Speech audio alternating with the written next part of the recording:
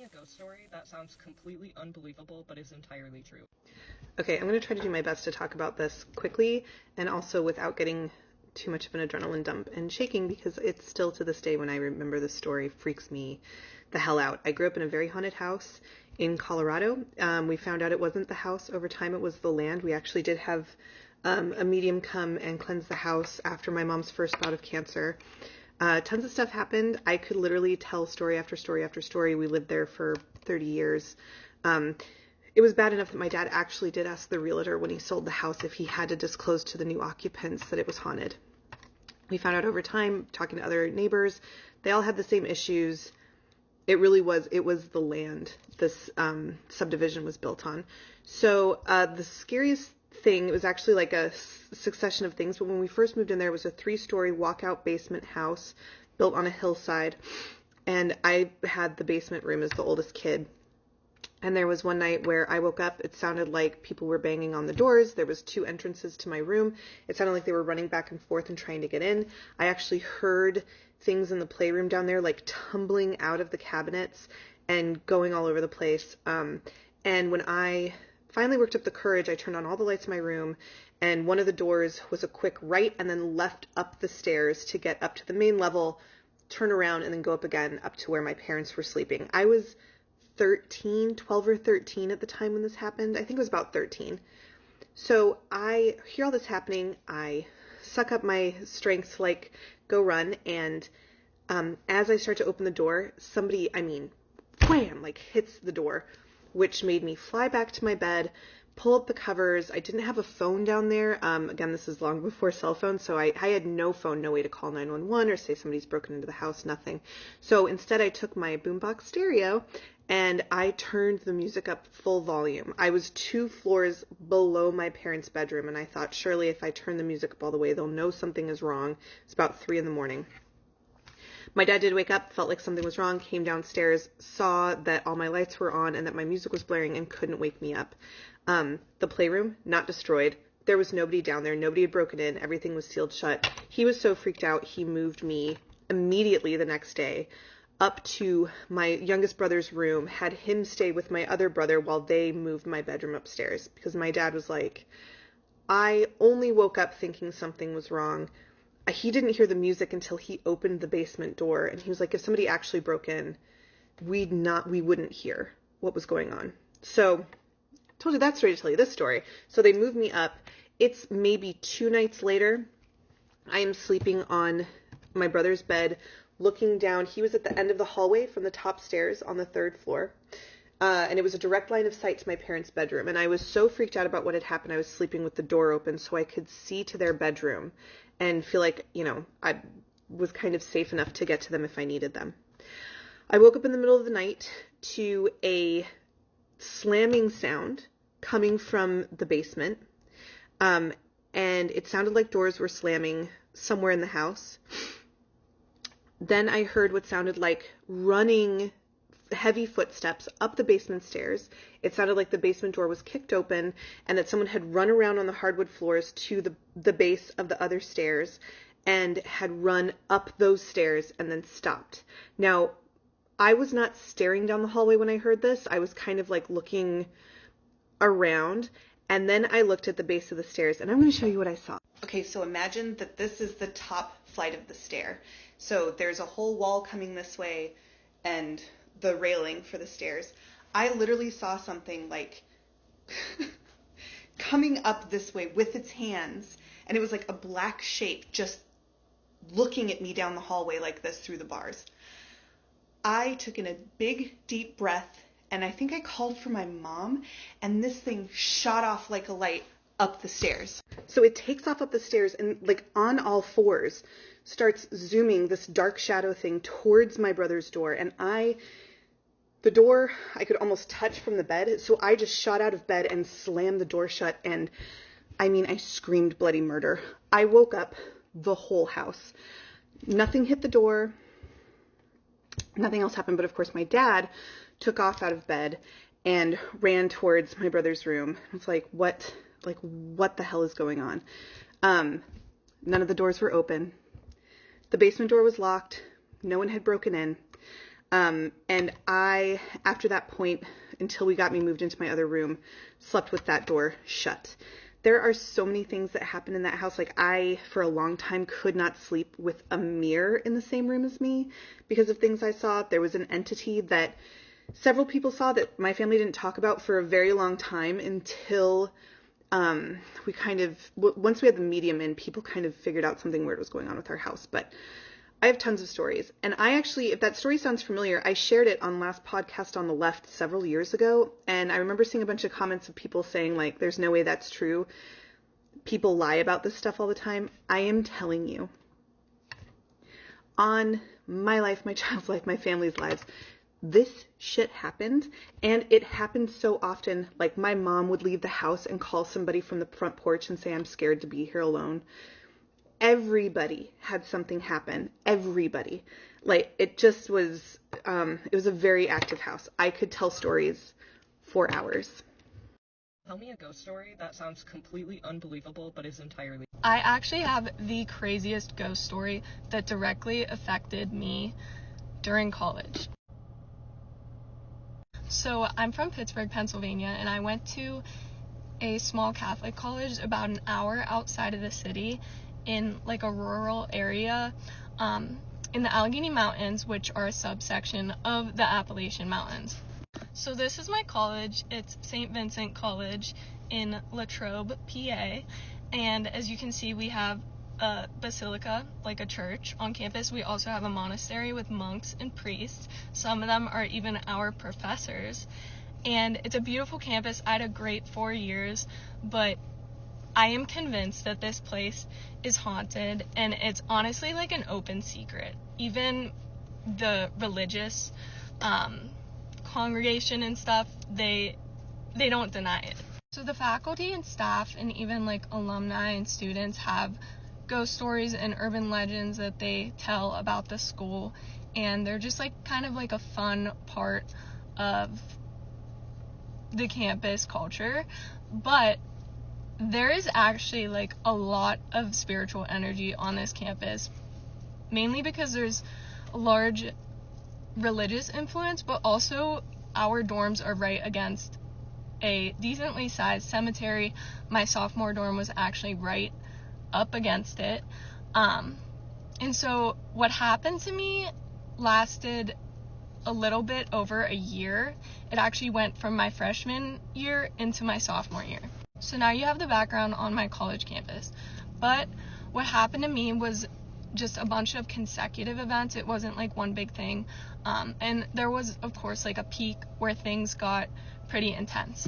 So my freshman dorm had these things called pods, where just big living spaces for the same gender. So you had about 10 rooms on the outside of the pod, and then you had a living area and bathrooms and showers in the center. So there were anywhere from like 15 to 20 girls living in one pod.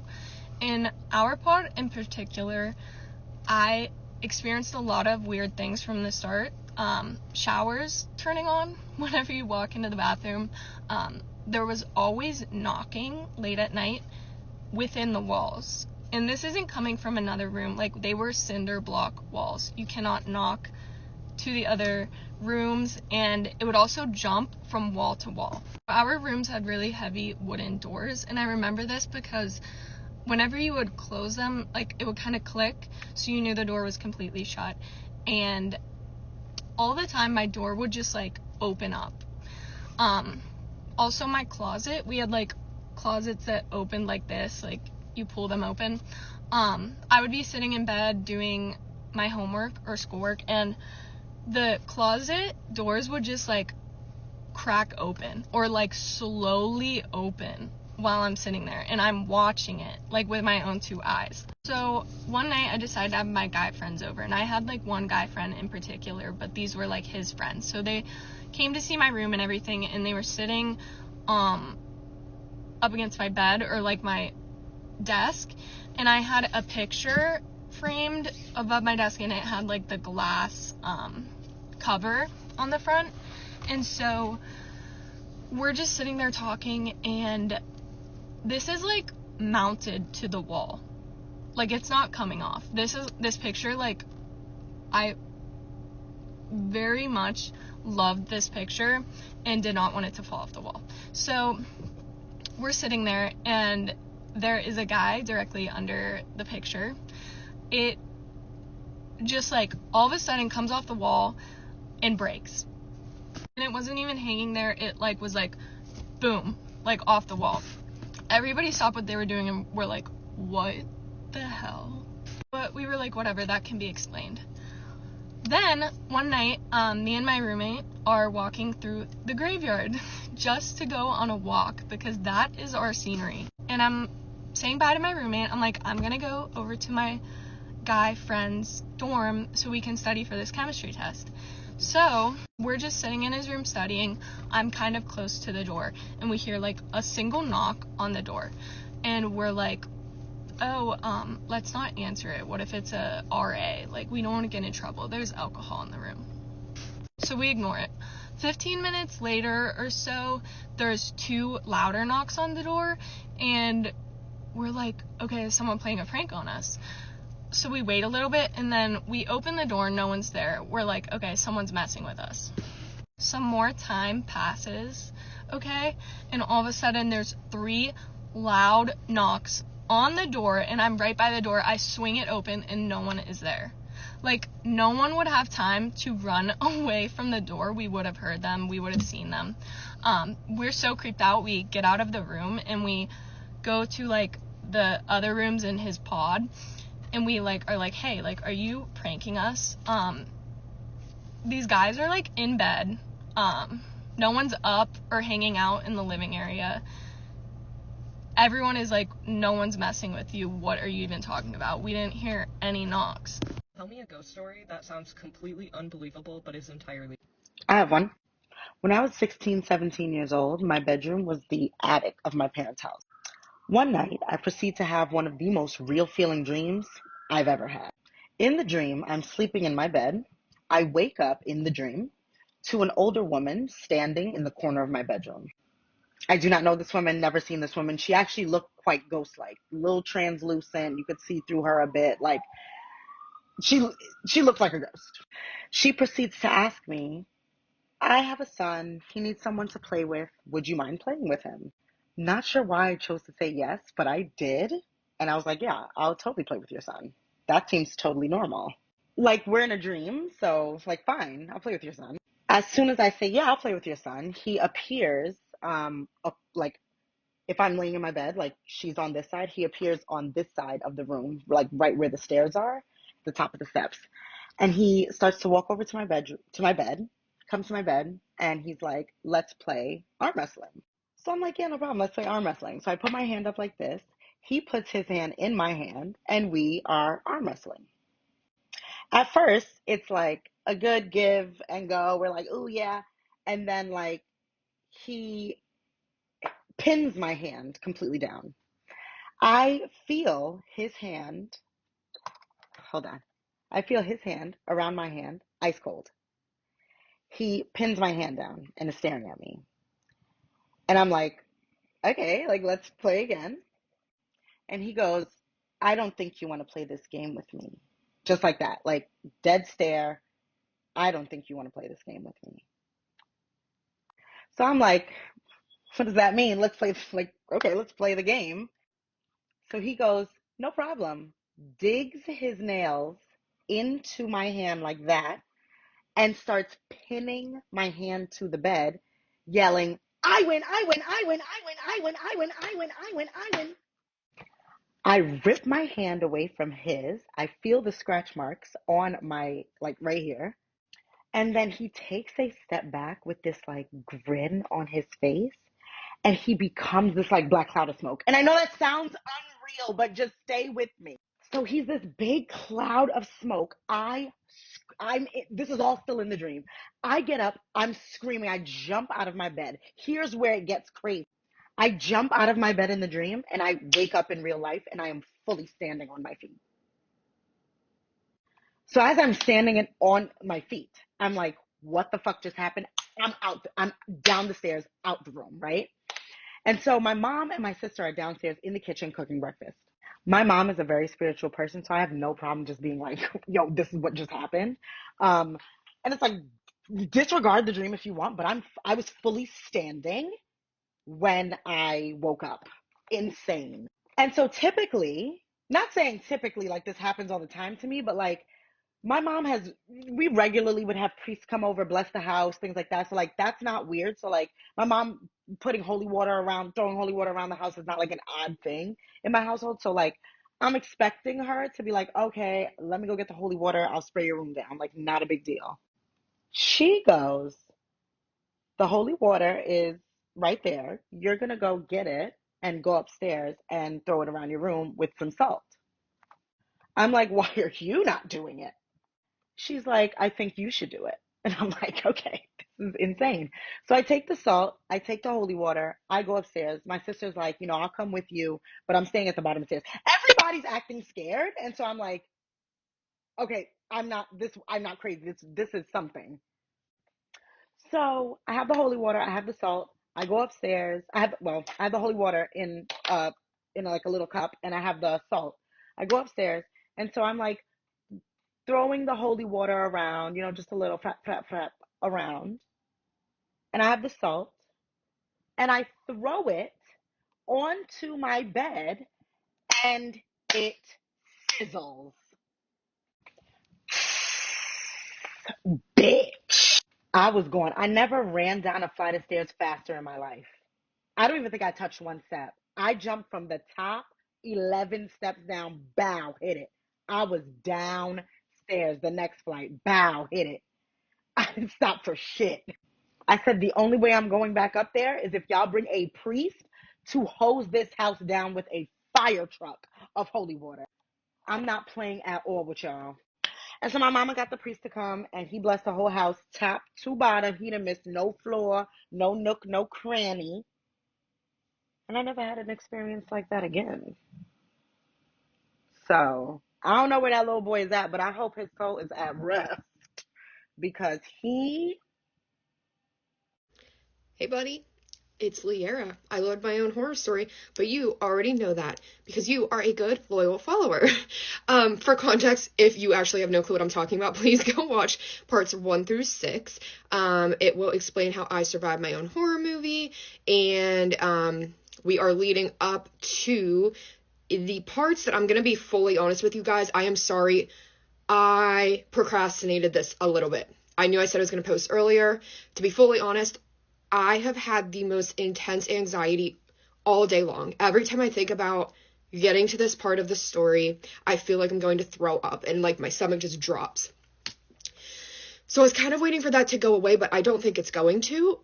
So you and I, we are about to conquer this bitch together. We're going to get through it and we're going to be totally fine and it is okay. And I'm doing okay. Sorry. She's so brave, she's unafraid, or she's well behaved. Okay, that song's been playing in my head. This is part 7.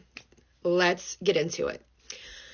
Okay, so I moved my bedroom, and it is right next to my parents' bedroom.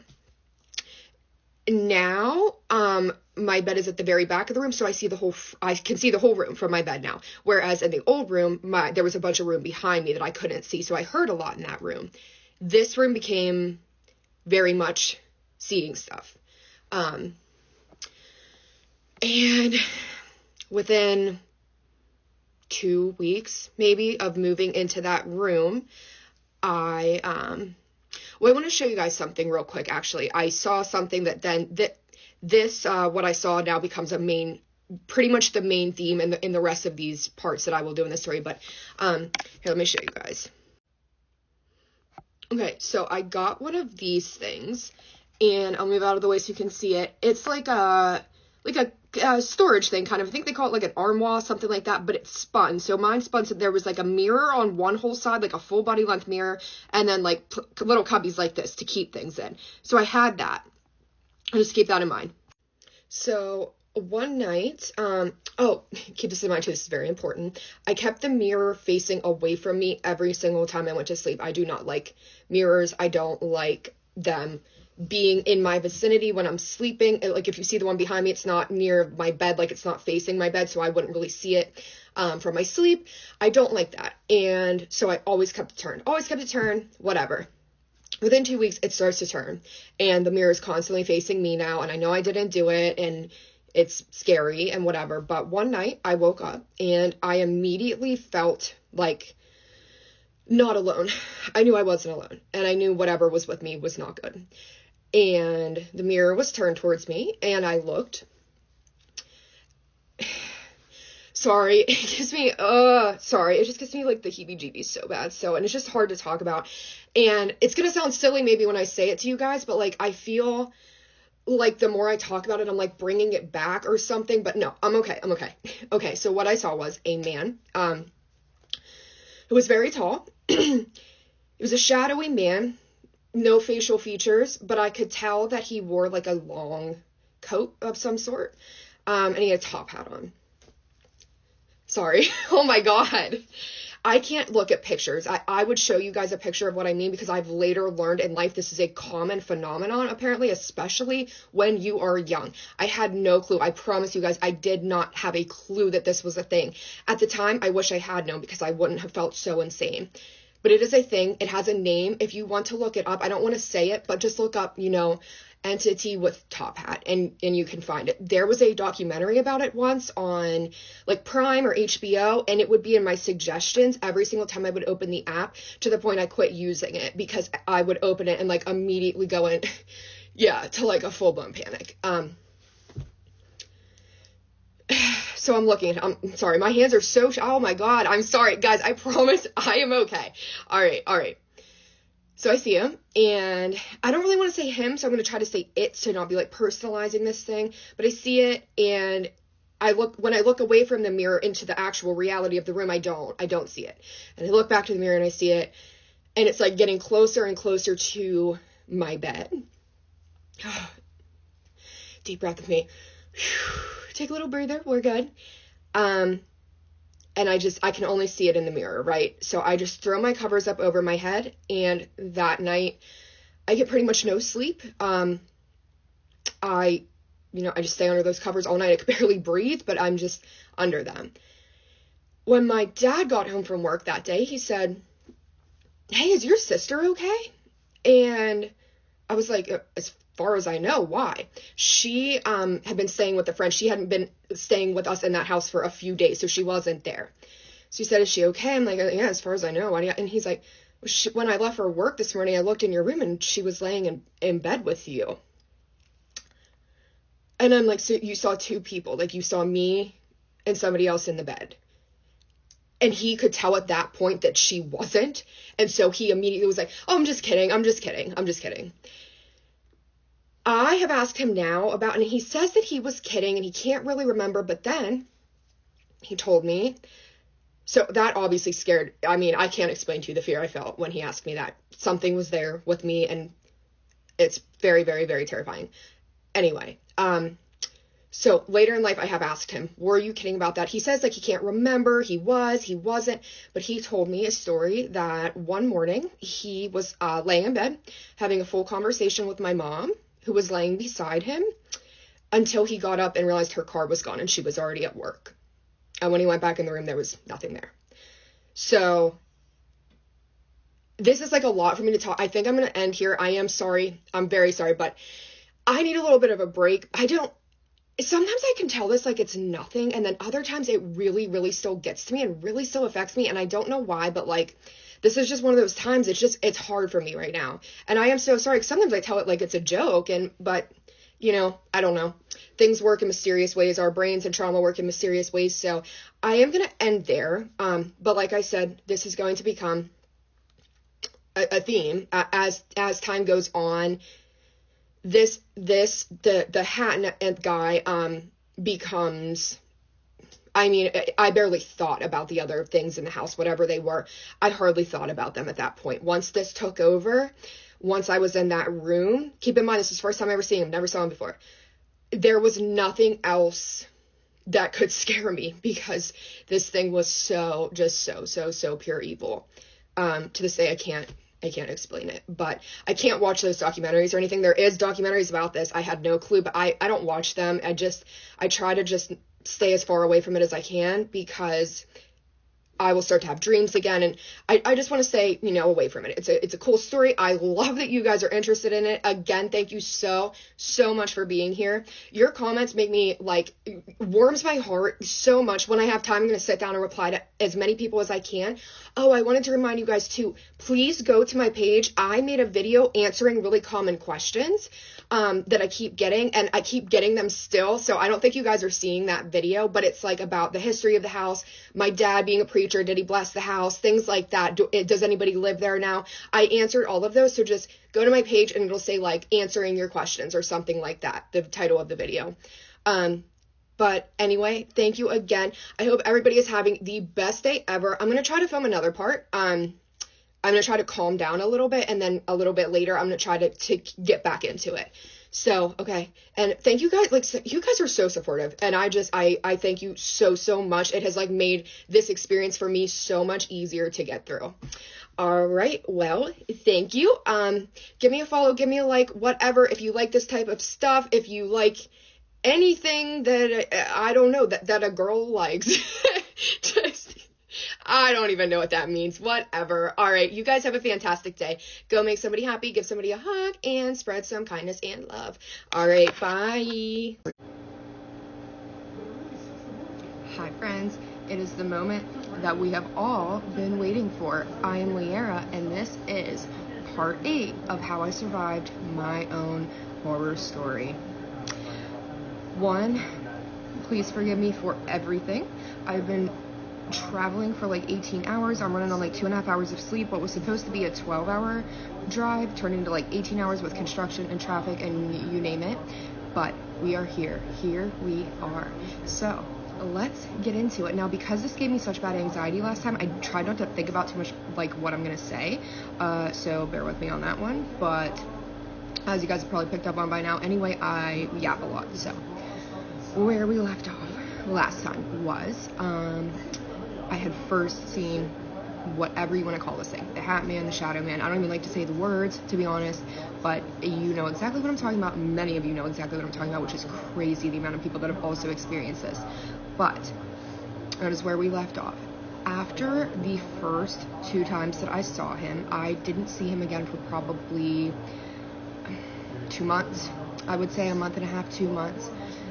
But in the meantime, in this month and a half and 2 months, I took a hard downward spiral. I mean, my mental health plummeted to a point that it was extremely concerning, and looking back at the time, I probably should have done more about it, or spoken more with somebody about it, but I didn't, because look at what was going on in my life. I didn't think at that point anybody's going to believe me anyway. My ring light just died. Sorry guys, you're gonna have to deal with me right now. So anyway, so I ignored that to the best of my ability. The fact that my whole entire life is falling apart and my brain has the worst, darkest thoughts that you could possibly imagine. Things that I can't say, but I'm sure you guys can pick up on exactly what I mean. So I begin to have thoughts that I know are not mine, because it's not something that I would even know. It was things that I wouldn't have even known really exist, or that people did, or that people thought about, or that people would do to themselves or to other people. And so I just know I had this constant out of body experience where I didn't feel connected to anything in my surroundings. I didn't feel like I was the one living my day-to-day life. I didn't feel like I was the one with my thoughts, the things that I was saying, the things that I was feeling. It constantly felt like there was some outward force inflicting every movement on me, everything I said, like I just said. Nothing felt like mine anymore. Nothing. I didn't know what I liked. I didn't know who I was. I didn't know what I didn't like. It was, to this day now, and obviously this was over 15 years ago, to this day, one of the worst time periods of my life, and one of the scariest and craziest and weirdest, and I really haven't experienced anything like it since, thank God. So I eventually, as these things are getting worse and worse and more intense, and these feelings I'm starting to not be able to deal with, I talked to my grandma about it, and she was one of the very few people in the world who I feel like knew me so fully and loved me anyway. So, we just related on so much. We were so similar. So I always felt safe to talk to her. I always felt comfortable to talk to her. I just hadn't up until this point. But I talked to my grandma, and I don't go into at all the severity of what's going on, but I give her, enough that I feel like I got something off my chest, and enough that like I feel that she can give me some advice back. She is very, keep in mind at this time, she has passed away, but very, very religious, very into, though, like the afterlife, where you go, what happens, things like that. And she told me, you can rebuke anything. You can call out anything in the name of God, in the name of Jesus, and rebuke it and tell it to leave you alone. You have that power. God gives you that power. You can do this. You just have to do it. You have to say, I rebuke you in the name of Jesus. You're not welcome here. You need to leave. Whatever, what have you. And then we also had this conversation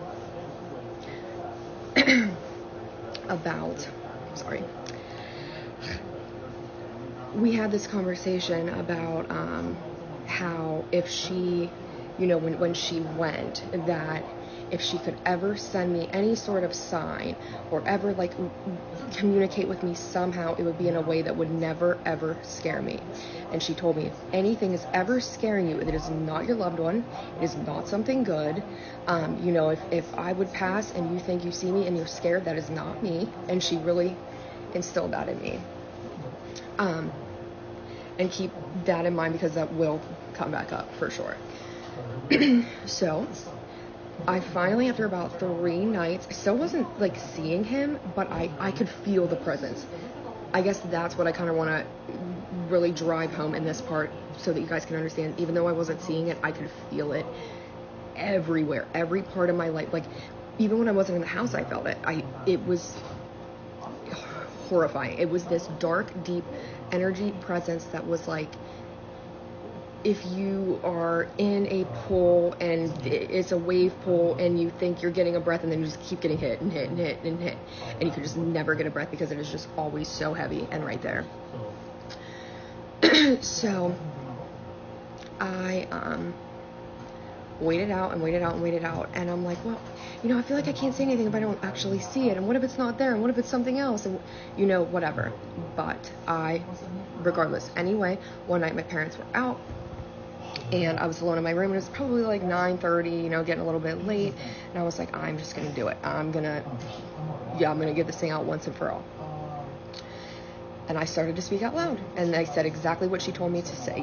This is falling off my head. Said exactly what she told me to say. I'm welcome here. I rebuke you in the name of Jesus. I'm a child of God. You cannot have me. Whatever.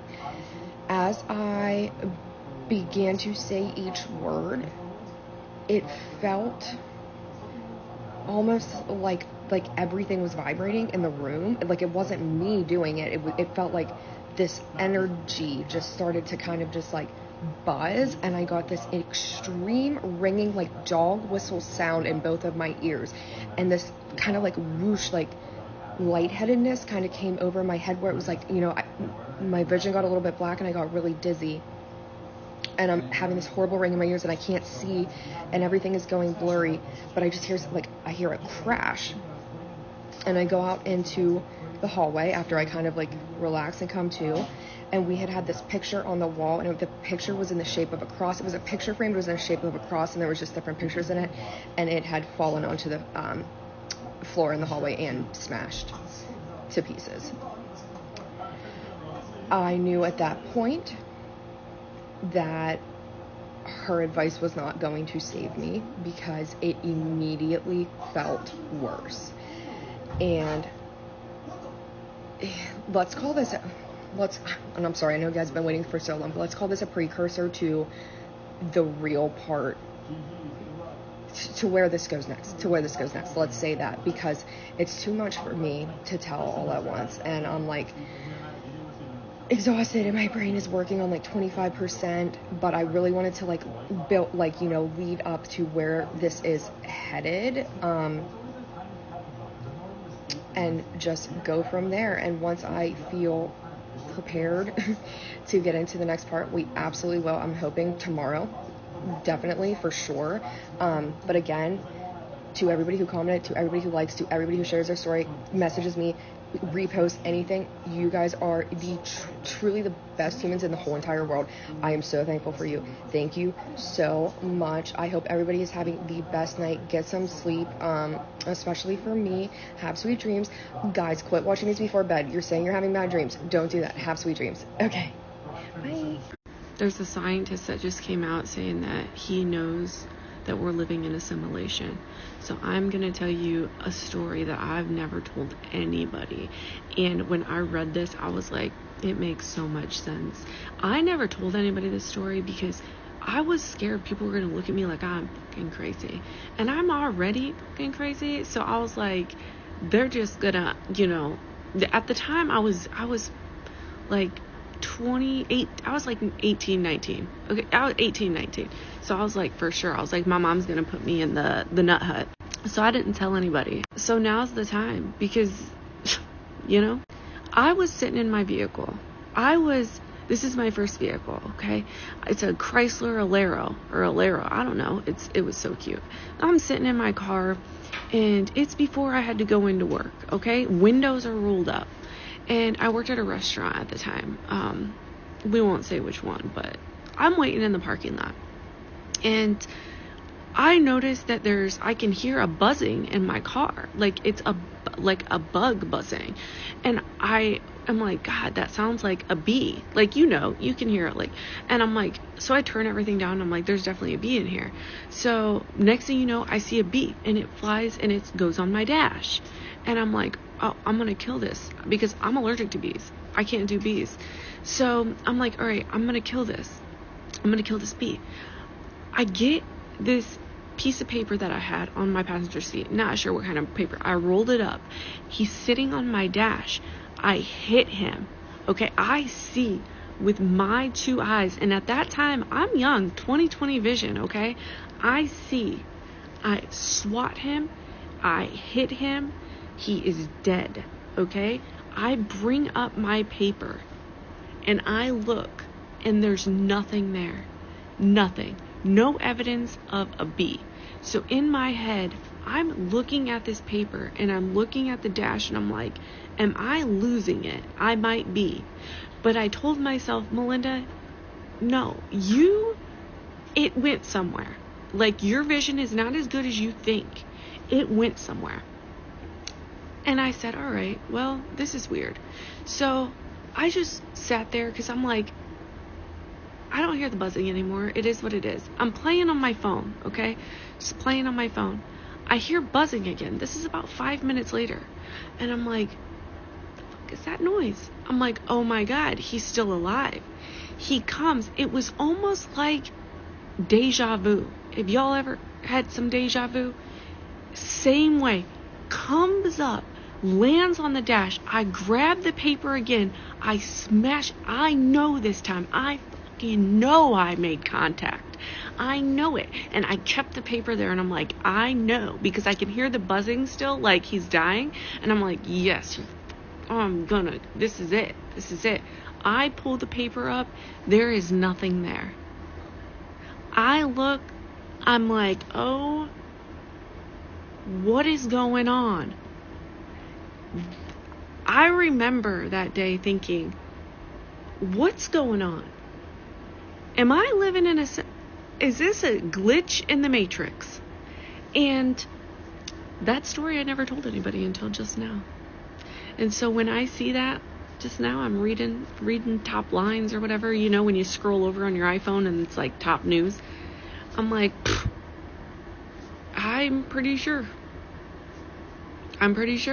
it is a simulation, but I'm here for it. I mean, what do we do? You know, if I can ride the wave.